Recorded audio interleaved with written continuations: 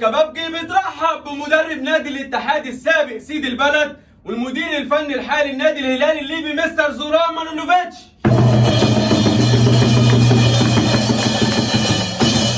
ومنورنا لاعب من اهم المحترفين في تاريخ الدوري المصري، نجم النادي الاهلي السابق ونادي الهلالي الليبي الحالي جونيور اجاييه.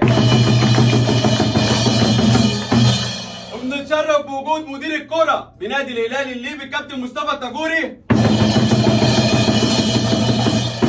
ومنورنا الصحفي حازم البربري. قصر الكبابجي اتشرف بوجودكم معانا، منورين قصر الكبابجي.